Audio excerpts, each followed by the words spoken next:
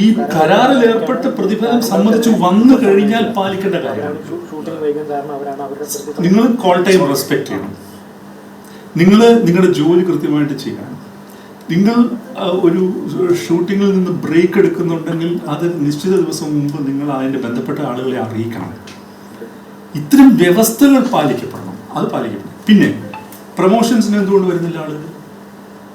മലയാള സിനിമയിലെ ഒരു പ്രധാനപ്പെട്ട നടൻ പ്രൊമോഷന് ചെല്ലാത്തത് കൊണ്ട് ഒരു നിർമ്മാതാവിന്, അദ്ദേഹം ഒരു സംവിധായകൻ കൂടിയാണ്, ഞങ്ങളുടെ മെമ്പറാണ്, 25 ലക്ഷം രൂപയാണ് ചാനലിൽ നിന്ന് കിട്ടാനുള്ള തുകയിൽ കുറഞ്ഞത്. 25 ലക്ഷം രൂപ ചെറിയ തുകയാണോ അത്? അതേ നടൻ ഇപ്പോൾ ജീത്തു ജോസഫ് സംവിധാനം ചെയ്ത സിനിമയിൽ അദ്ദേഹം പ്രൊമോഷന് പോയിട്ടില്ലല്ലോ. ഞാൻ ബിജു മേനോനെ കുറിച്ച് സംസാരിക്കുന്നത്, എനിക്ക് പേര് പറയാനൊന്നും ഒരു പണിയുള്ള ആളല്ല. അദ്ദേഹം പോയിട്ടില്ലല്ലോ.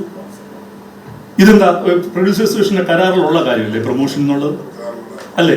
അത് പാലിക്കപ്പെടാത്തപ്പോൾ ഞാൻ പറയുന്നത്, ഞങ്ങളോട് നിങ്ങൾ ഈ വേതന വ്യവസ്ഥയിൽ തർക്കിക്കുന്ന ഒരു കാർക്കശ്യം ഉണ്ടല്ലോ, അതിന്റെ 10% നിങ്ങൾ അവിടെ കാണിക്കുകയെ.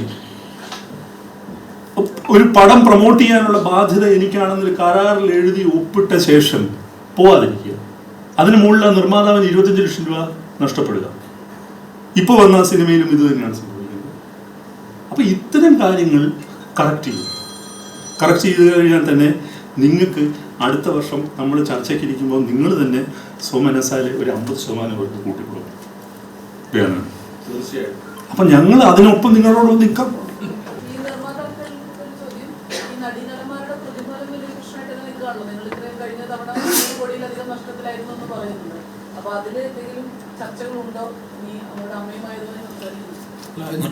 ഞങ്ങൾ അമ്മയ്ക്ക് ഇപ്പോൾ ഒരു ലെറ്റർ അതുപോലെ എഴുതിയിട്ടുണ്ട്. അപ്പോൾ അത് കുറയ്ക്കുക കൂട്ടുക എന്നുള്ളത് അവരുടെയും കൂടെ താല്പര്യമാണല്ലോ. അപ്പം നമ്മൾ എന്തുകൊണ്ടിട്ടാണ് ഇത് പറയുന്നതെന്ന് വെച്ച് കഴിഞ്ഞാൽ, ഇതിൻ്റെ ഒരു ബിസിനസ് ടാലി ആവുന്നില്ല. കാരണം ഇതിന് മുമ്പ് വാങ്ങിച്ചുകൊണ്ടിട്ടിരുന്ന ശമ്പളം വളരെ ഹൈയിലാണ് നിൽക്കുന്നത്.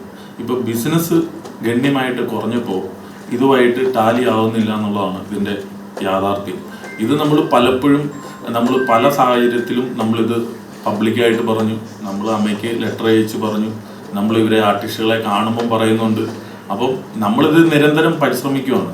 പിന്നെ അസോസിയേഷൻ ഇവിടുന്ന് കണക്കുകൾ പുറത്തു വിട്ടു. അപ്പം ഇത് ആരെയും ഉപദ്രവിക്കാനോ അല്ലെങ്കിൽ ഞങ്ങളുടെ കൂട്ടത്തിലുള്ള മെമ്പറുടെ പടം തന്നെയാണിത് ഇറങ്ങി വരുന്ന സിനിമകൾ. അപ്പം അവരുടെ പടങ്ങളെ കൊച്ചാക്കി കാട്ടാനോ ഒന്നും അല്ല.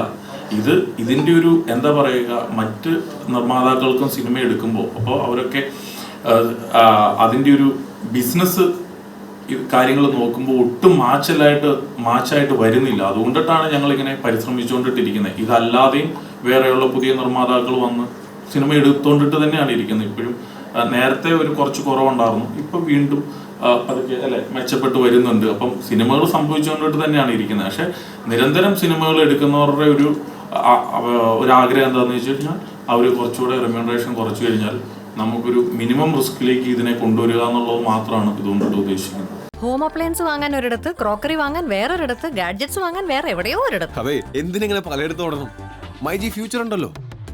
മൊബൈൽ ഫോൺ മുതൽ ഹോം അപ്ലയൻസസ് വരെ എല്ലാം ഒരിടത്ത്, ഏറ്റവും കുറഞ്ഞ EMI. അങ്ങനെയാണെങ്കിൽ ഏറ്റവും കുറഞ്ഞ വില. എന്നാ ഏറ്റവും കൂടുതൽ ഓഫറുകൾ. MyG future, experience the next. MyG ആണ് ഫ്യൂച്ചർ.